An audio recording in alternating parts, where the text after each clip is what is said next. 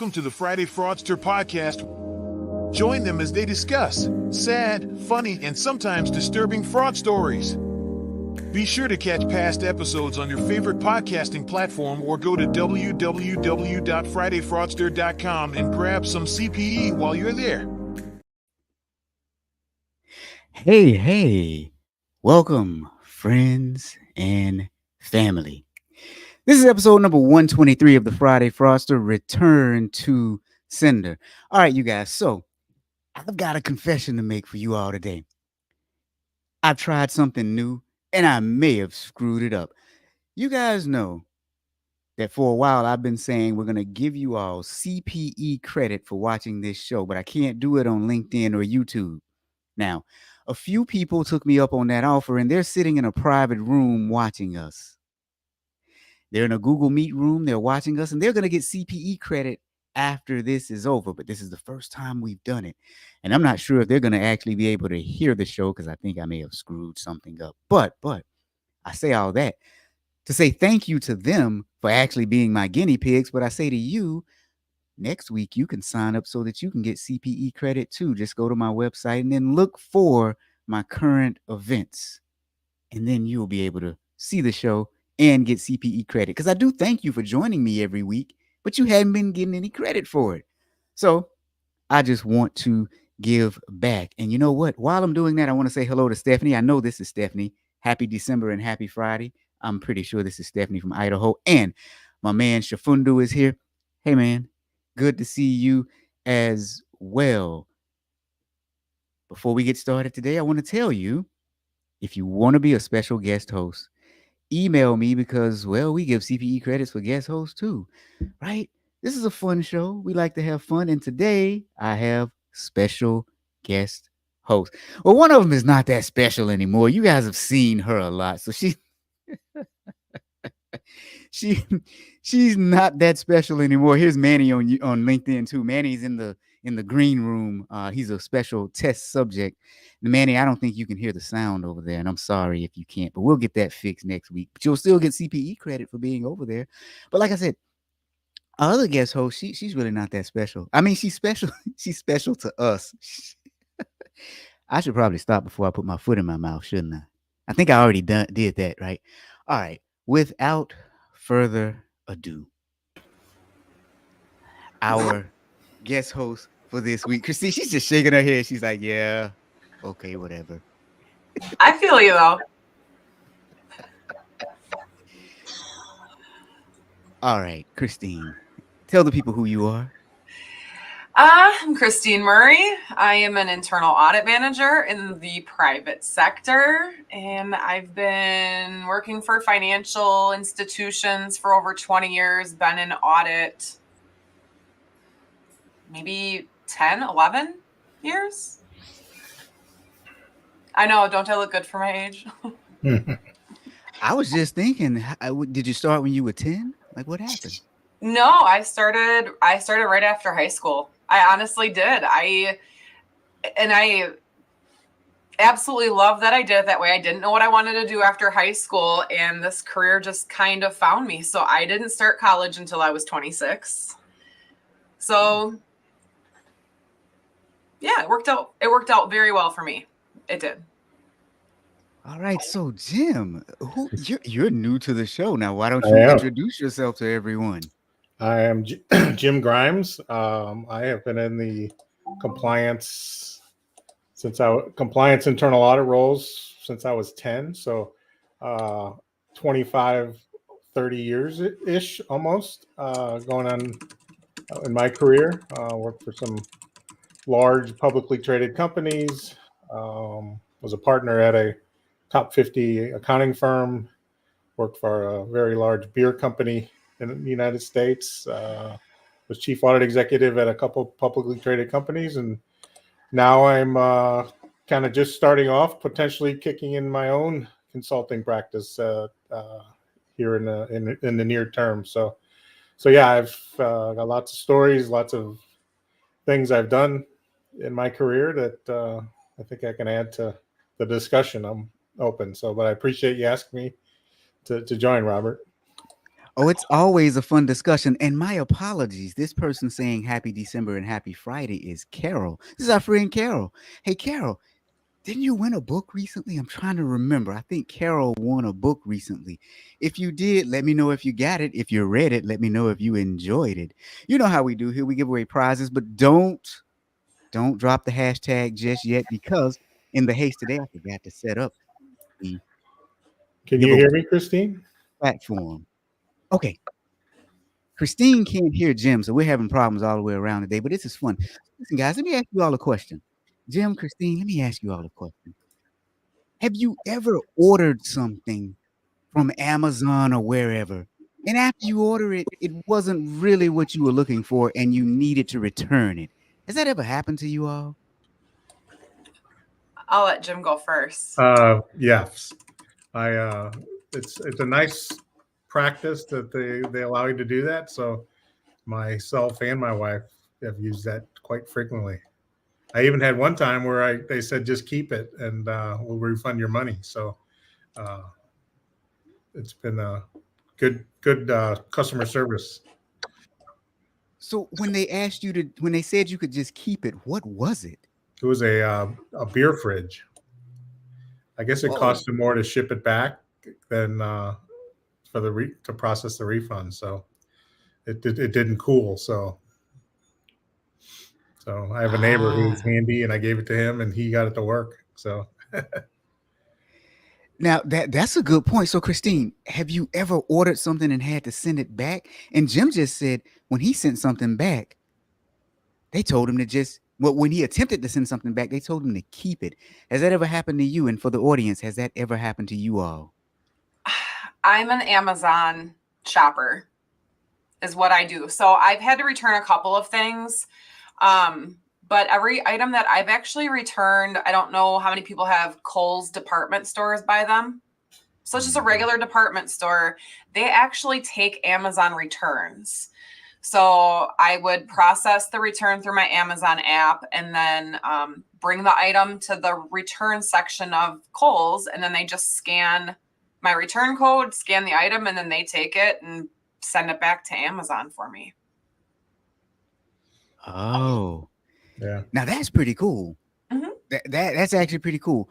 So I know Amazon is pretty good at allowing you to return things. As a matter of fact, oftentimes when you return things to Amazon, as soon as it's scanned at the store, you get credit back into your account.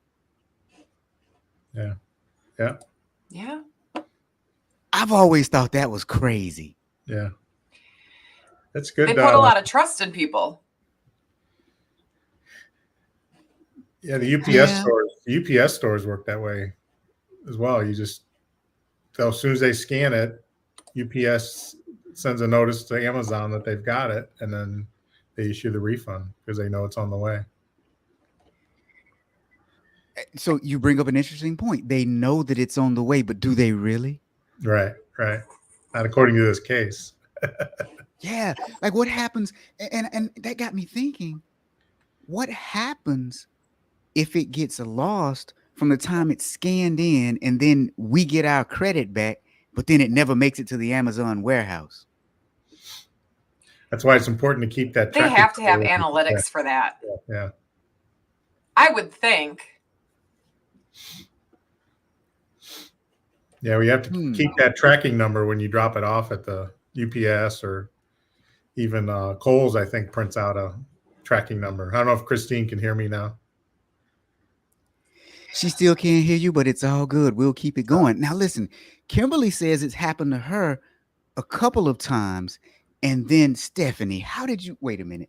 So now Stephanie said she ended up with 3 fog machines. Stephanie, how did you end up with 3 fog machines? But better yet, what were you doing with fog machines? Like what were you doing? A haunted house? What in the world were you doing? Okay, never mind. I think you may have answered that.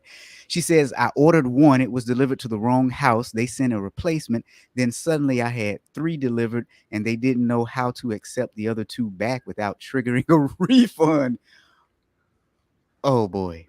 Now this is interesting. This is very, very interesting. So, okay. So Nada, what did you do? Because you be causing trouble everywhere, right? Nada says, I once ordered a microwave and got a gaming keyboard from Amazon. Wait, what?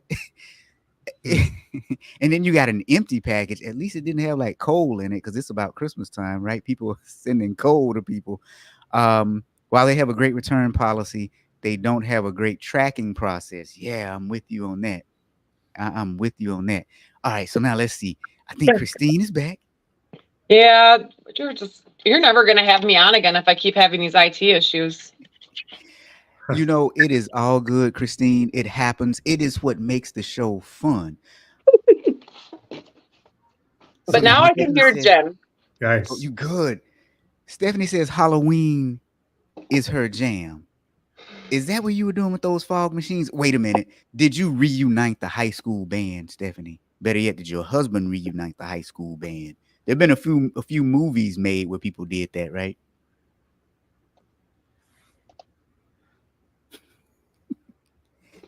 All right, so it's Christmas season, and we know that people are going to be shipping packages and people are going to be returning things. But today, the story that we have for you all is nothing short of amazing. But before we get to that story, you guys know how we do it. There's always a prize that's given away. Well, sometimes there's a prize that's given away. For those of you who are regular attendees, you know what to do if you want to be put in the drawing for that prize. I just want to see how many people know what to do before I tell everybody else. So those of you who know what to do, you get in early. You get your name in the drawing early. I don't know if that actually has a benefit because the algorithm is random anyway, but it sounds good, right? Okay. So today, what we're talking about is a 21-year-old University of Miami student. He's been charged by the U.S. Department of Justice for his alleged involvement in a fraud scheme that left retailers all over the country out millions of dollars. Now, what they're alleging he did was he hacked into the computer at what they're calling a shipping and supply chain company in the US. So, you know, I Googled that trying to figure out what could that have been. And what I got was either UPS, FedEx, DHL, one of those. So he hacked into a computer of an employee at one of these companies. Now, when he did that, he was able to, well, alter the tracking information so that it looked like merchandise had been shipped even when it hadn't been, and he retained the merchandise. So let me paint the picture for you. I received an item and it's mine, and somehow I hack into the computer system and say that the item has been returned and I get a refund, but I still have that item. What do you guys think? Christine, Jim, what do you think? it wasn't real clear on what I read there on how he got those credentials. So he might have hacked. He might have social engineered some user IDs and passwords. I would probably think the latter is probably how he got it. Especially if it's like a UPS or a FedEx. I would think I'm not saying a college student couldn't do it, but you know, getting 5 different employees, username and passwords would probably be pretty difficult unless he was able to hack into the system. So, I think it might be a social engineering effort that got him those user IDs and passwords, enabled him to access their application. I agree with Jim, but that's because I did find him on LinkedIn. This kid is smart. He was a development team lead for a gaming company since he was like 15, 16. Oh, wow. Okay. Yeah. He's got back-end developer experience. He was a director of information and technology right out of, or at least that's what he has, where he led an IT administration right out of high school. He was a software engineer. He calls himself a serial entrepreneur. Yeah. Serial criminal. I mean, he had a lot of really good feedback on some of his posts from like people that hold really high positions. They're talking about how he was going to do great things. And, you know, how proud they were of all the accomplishments that he had and everything else. And I mean, it makes me wonder, was he bored? Yeah.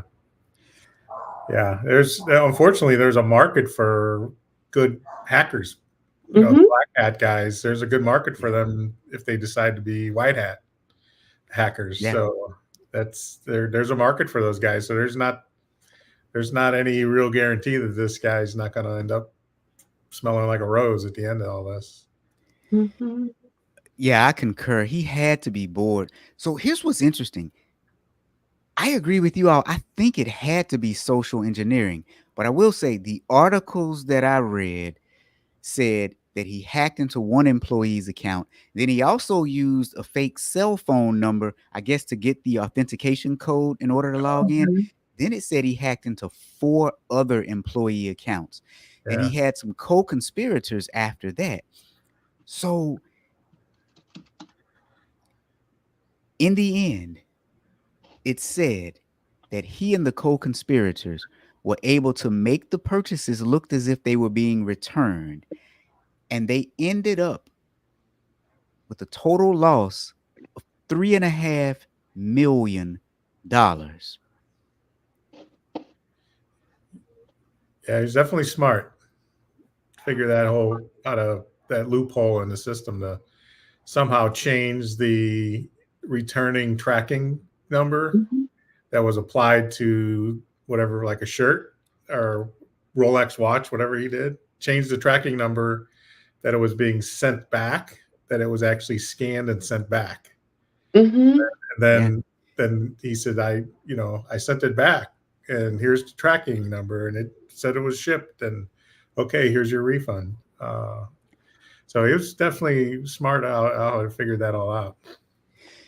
Now, you want to hear something even more interesting? So when I prep for the show, I pull up multiple articles so that I can have multiple viewpoints. And I save them in my project management software that I use. And then before the show starts, I pull up all the articles and I pull up my notes.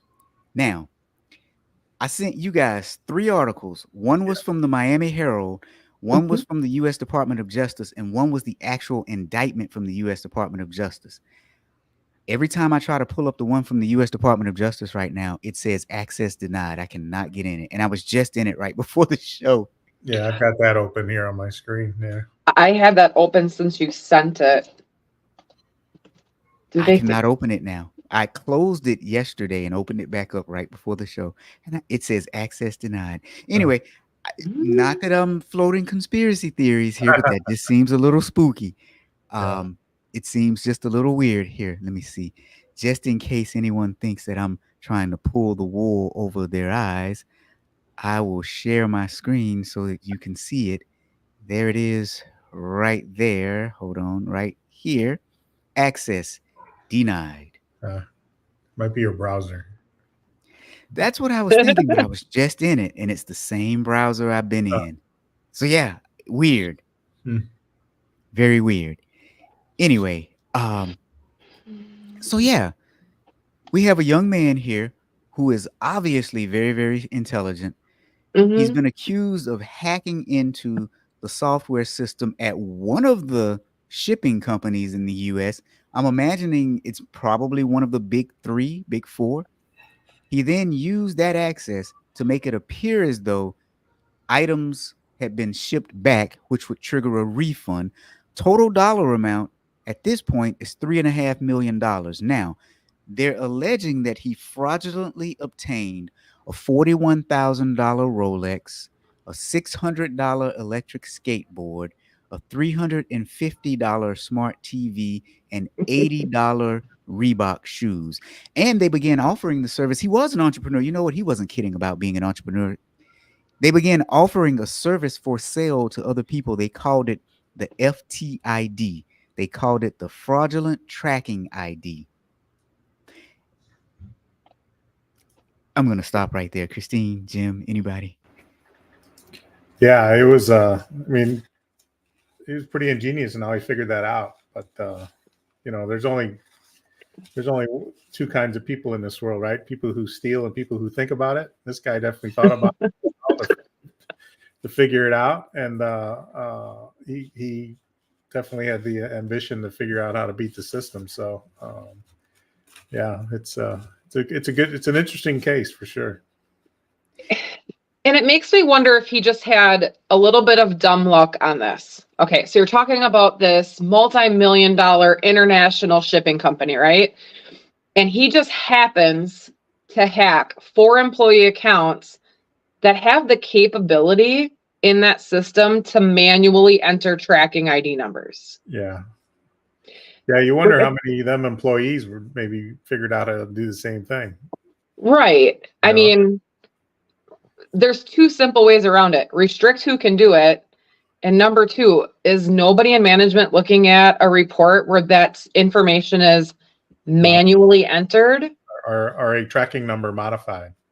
Correct. Yeah. Like a file maintenance. Yeah. If there's one tracking number is assigned, but then somebody somehow changes that tracking number, right? That could be a red flag in their system that says, "Hey, we need to look at this." Why? And then if it's within a norm, that might happen. It might be required. But if there's it exceeds it's an anomaly in the data that creates a red flag, then they should probably look at that. So I'm guessing that there's some re-engineering on the back end to make sure they have some data analytics built in to monitor more closely if a tracking number is changed. This is a small fraud, right? Yeah. This is not, there's somebody else has gotten away with it. So now here's our lesson for internal auditors or risk compliance and audit professionals. And I say this every show, it seems like the crux of almost every issue is segregation of duties, people being overly trusting.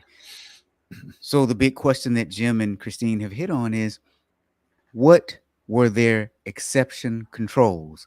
Because if he went into the system and manually changed a tracking number or manually updated a tracking number, why did that not trigger some sort of an event to say, here's an exception? So for us auditors, when we're auditing areas and we're looking at controls, we're looking at what does exist, but are we ever looking at what doesn't exist? Do we take off that here's what exists hat and say, okay, what did we not see? What kind of controls did they not have that they could have and or should have had? I think that's one big takeaway. But here's another thing that I've got from today. Could it have been collusion? All right. I mean, Christine alluded to it earlier, but you didn't really say the C word. But we know that he's a computer genius, but he was able to get 4 different accounts. Yeah. Well, and they said co-conspirators. So is it something that it was these employees?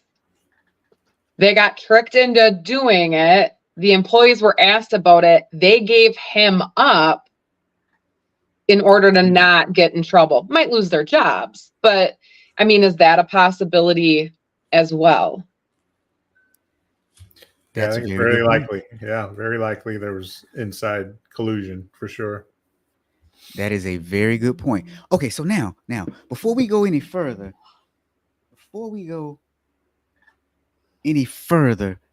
I want to take a pause for one moment. And I just want to say, look, it's the end of the year. Many of you have not met your ethics requirement. You need 2 hours of ethics. Well, next week, I have a free, that's right, you heard the word, free ethics training. I am going to drop the link into the chat, and I would be happy if you join me for this training. We already have over, I think it's like 175 people registered to attend. Wow, that's great. Yeah, man. So if you can come, there's the link. I just dropped it. And realistically, if you have a good memory, it's just thatauditguy.com/ethics. I made it easy for you. Come attend this training and join us, and let's have some real discussions. Now, here's what I will tell you. Some of you have seen me present before. You know that I'm different. I like to have conversations with people. So it's going to be part presentation, part conversation. And at the end, we're going to open it up for just open discussions for everyone. I think what our profession is missing is we sit through what I like to call these one-way webinars. They don't do you any good. You want to sit and talk to people. So what we're going to do here is create our own community where we support one another. So with all that said, shameless advertising, shameless plug, come to the ethics training. So now I got to circle back to one other thing, because I said for those of you who are regulars, you know what to do if you want to have your name put in the hat for the drawing. I didn't tell everybody else who might be new here what to do. So what you're going to do is drop a hashtag into the chat. That audit guy. Hashtag that audit guy. No spaces, no capitals, just that audit guy. And towards the end of the show, what we're going to do is we're going to put your name into a hat, and there'll be a drawing, and you will get a prize. Now, back to our regularly scheduled program. And Daniel makes a point. He says perhaps he got them through social engineering and collected all the necessary information he required. Yeah. You know, what's interesting is right now, a lot of it is still a mystery, because I actually read the indictment, and some indictments are very, very detailed where they tell you how they think they did it. This one was only about 10 pages long, and it was very high level and brief. Yeah, I agree. Mhm. I agree. That's why I wanted to read that instead of the newspaper articles. It was brief. So what does that tell you? What is your speculation about that?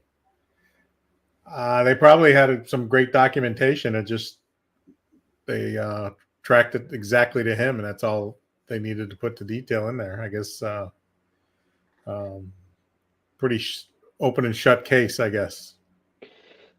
Would they keep it that high level too, Jim, if they were looking at indicting more people associated with it? They might be, yeah, potentially. Yeah.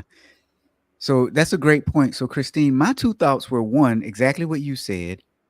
Maybe they're looking to indict more people, but then two, maybe if he did hack the system, the way that he did it exposes some corporate secrets for whatever company it is, because they didn't even mention the company. Right. And sometimes they do mention the organization and sometimes they don't. It's not necessarily unusual for indictments to not mention the organization. Sometimes they'll say company A, company B.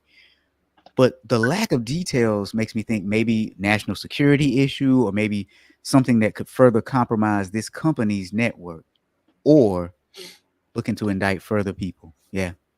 I did just hear that Amazon itself just surpassed UPS and U.S. Postal Service as the largest shipper in the world. So it's very likely it was all done within Amazon. I was just going to mention that, Jim. So there's people that are actually doing TikToks about Matt that have insider information because they live down in Miami, and they are using a hashtag with a company name. Okay. So, and I'm not going to say it because I try not to say it unless I'm absolutely sure. But I don't know if they're just making that assumption. But I that was the first one that I thought of. First one I thought of was Amazon, because where else would you purchase all of that stuff? It's all within one system as well. Right. And I mean, what place can you go to? One place guaranteed to ship it to you that's going to sell Rolex, a skateboard, Reeboks, and a Samsung TV. Yeah. And ship it to you. Right. Yeah. Well, and also, what other company gives you credit back upon shipment notification, upon scanning the outbound shipping documents? Most places give you credit when they receive it. So But so it's almost like go ahead. It's almost like Amazon's efficiencies worked against them in this particular case. Here's the other thing though. I was curious because I was wondering, okay, Amazon sells Rolexes? Yeah. Do Really? they? I'm gonna check. Yeah, they do. I just they have authorized sellers probably that do it. Yeah, we're about to see a couple right now. Amazon definitely sells Rolexes. There they are. And there's one for $65,000. And they're saying the one that he bought was $41,000. So you can get you a good deal on a $10,000 Rolex. So the cheapest one I see is what, $16,000. Well, there's one for, okay, there's the $10,000 one. Sorry. $39. I like that one. Yeah, I'm telling you, I like that price. So yeah, Put it on your wish Amazon. list, your Amazon wish list, Jim. Yeah, there you go. So Amazon does sell Rolexes. Right. That should be everybody's like challenge for the next weekend is find something or try to find something on Amazon that they actually don't sell. Ooh, that's a good challenge. They're going to start selling cars, Hyundais. Oh, really? Yeah. What? Yeah. Hyundai's going to start selling cars on Amazon. Now, could you imagine buying a car, determining it was a lemon, returning it, or maybe not returning it, and then just having the shipping label say that it was returned and then keeping the car? Yeah. Yeah. I think they'd be able to find that, hopefully. Okay, so are there Louis Vuitton bears on Amazon? Okay, so for those of you who don't get the inside joke, we had this one case where they listed out everything that the government confiscated that was stolen. And on that list was a Louis Vuitton teddy bear. And that Louis Vuitton teddy bear was, I want to say it was something like $15,000. Although I have found something that are cheaper nowadays. But you ask, we shall. Oh, you know what? I don't even see a Louis Vuitton teddy bear on Amazon. I just did a search for it. There you go. But we do have them directly on other websites, especially on the Louis Vuitton website. And you know what? The price has gone down dramatically. You'll be surprised. The one we found on the show was $15,000. So the ones that I'm finding now are a lot cheaper. Oh man, the Louis Vuitton website is really not acting right. Okay, I'm gonna show everyone anyway. So there it is. Yeah, that was It is the bear. $2,200. Hmm. Let me see. For some reason, their website is not show up. Here we go. There we go. That's the exact one, wasn't it? No, it was a little different. Okay. And it was a lot more expensive too. I guess inflation. We'll blame inflation when all else fails. Either that or supply and demand. Somebody saw that somebody else had it, so there's zero demand for it now. But yeah, I'm with William. Amazon does sell everything from A to Z. Oh, there you go. Thank you. Our audience is so great. I think this is Stephanie or Carol. The last one may have been leather. I think you're right, which is why it costs so much. That's what you need. A leather Louis Vuitton bear. Who doesn't need a leather Louis Vuitton teddy bear? I mean, yeah, it can cook for you, clean for you. Dogs can chew on it. Okay. So in today's episode, someone was able to compromise the system at a shipping company. And through that compromise, they were able to mark certain items as being returned, even though they had not been returned. Total dollar impact, $3.5 million. Every news story that we see says that the young man hacked into the system. We're thinking maybe it was social engineering, but maybe he did hack into the system. He has some co-conspirators, but nothing has come out on them yet. Some of the things he took: Rolex, a Louis Vuitton. No, I'm just kidding. A Rolex, a skateboard, some Reebok shoes. But at the end of the day, we're thinking that some good exception reporting could have been the thing that prevented and or detected this behavior. Does that about summarize it, you guys? I think so. Yeah. All right. So here's what we're going to do right now. We are going to go to that giveaway. We're going to go to that giveaway. And today, the prize is, I mean, who wants to guess what the prize is? It's only one of a few things. A Louis Who wants to Vuitton guess? Oh, you know what? A Louis Vuitton bear. Now, that would be a good prize. I'm guessing it's a mug. I'm guessing you're changing it up this week. Oh, you're guessing I'm changing it up. Now, Brent says that bear wasn't that cute. Vermont teddy bears are better. You right? Vermont teddy bears are the best.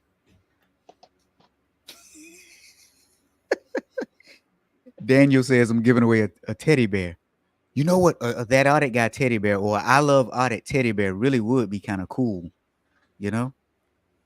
I'm gonna let a few more guesses roll in while I stall for just one moment because now that Daniel mentions that, I need to look and see. I may actually be able to give away a teddy bear for real. I just want to do a quick search um, of my third party provider that I use to see if a teddy bear is available. Nope, no teddy bears available. Darn it. That would have been funny. That would have been really, really funny. All right. All right, you guys. Today, we're going to give away a copy of. Now William Jenkins says an Amazon gift card. Oh, my goodness. Well, you must think that we're rolling in the dough here, William. It is, but it is Christmas time, and somebody just got their last that audit guy in right before the drawing. Good on you. We are going to give away a mug, and you know what? Clarence, if you're still listening, dude, your t-shirt got delayed because they stopped printing on that material. So you're actually getting a better quality than what you were getting in the beginning. I wonder what happened with Clarence's t-shirt. It's like, what happened to it? So I checked on it. But yeah, today we're going to give away a mug. That's going to be the prize today. It's a mug. So here we are at the drawing giveaway screen. You know what's funny is there's more than 6 entries. Let's see how many we actually have. Let me refresh the screen. Oh, shoot. Did I do that right? I think I may have messed it up. Oh, gosh darn it. Let's see here. All right, you guys, since I messed that up today, drop the hashtag that audit guy into the chat again, and we'll redo it all over again. I'm not having a good day today. So I guess we can just keep talking about auditing. What else is going on besides a nice ethics conference where it's 2 hours worth of free ethics this week? You guys, anything else going on with you all? I'm going to the Magic Kingdom tonight, to Disney. Ooh. It's better than my Friday. We're putting up Christmas lights. You're putting up Christmas lights, eh? I see. There's Tom. Thomas Mullen. Well, here's the thing, Christine. You'll have your own Magic Kingdom at home. I will. I mean, I should be thankful. I'm taking a break from studying. So I've got my last CIA exam coming up on the 10th. And I'm going to kill it. I'm going to be fine. Nice. Well, this is part 1, right? Yeah, so I did them backwards, and I am so happy I did. I know I struggled with part 3. So anybody that hasn't done it before, I struggled with part 3 because it was the hardest. It had the most chapters.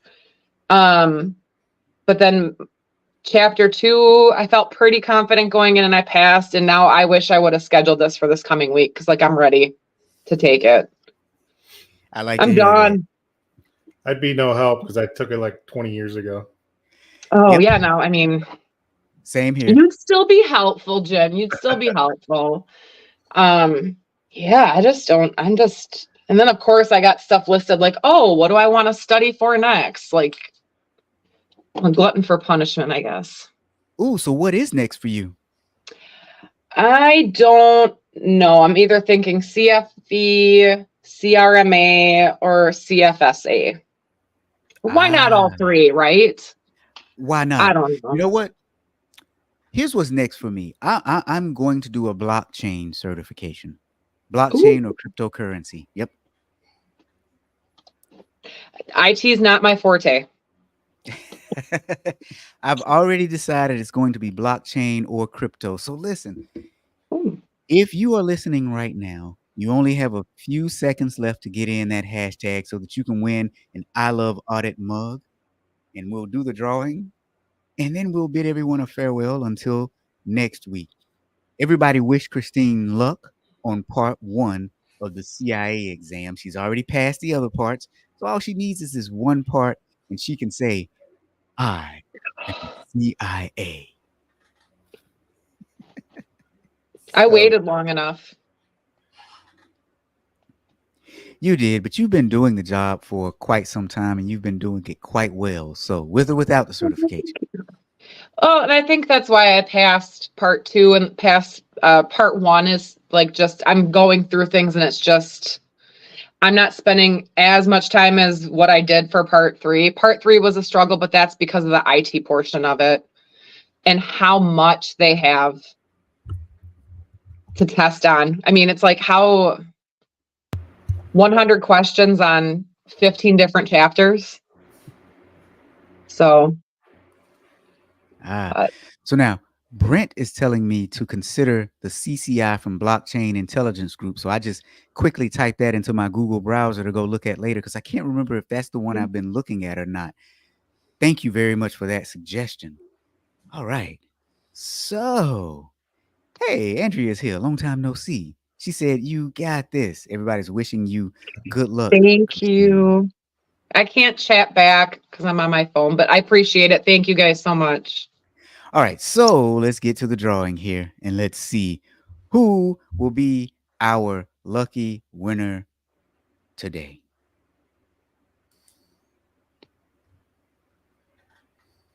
Kimberly is our lucky winner. So, Kimberly, here's what I want you to do. Send me a message on LinkedIn, and I'm trying different ways to deliver these now. What I'll probably do is set you up with the coupon code to my store, and then you can just order it and put in your shipping address. What I had been doing is when it's a book, I get people's address because I send it through Amazon, and then I have to mail it to them. That's kind of painful on me because I might forget. No, I'm just kidding. But yeah, Kimberly, send me a message through LinkedIn so that I know it's you, and we'll get you set up, and hopefully you'll have your I Love Audit mug before Christmas. All right. So Jim, Christine, ladies first, any parting words? Everybody have a great holiday. If we don't see you, Yeah, enjoy. I appreciate you asking me to be on, Robert. All right. So thank you for joining us on episode number 123 of the Friday Fraudster. I'm surprised I made it this long. Don't forget, next week, ethical training for internal auditors. 2 hours. Go to thatauditguy.com/ethics. Sign up. You'll be joining over 100 people who have already registered, and we are sure to have fun. Until next week, you guys take care. thank you. Thanks.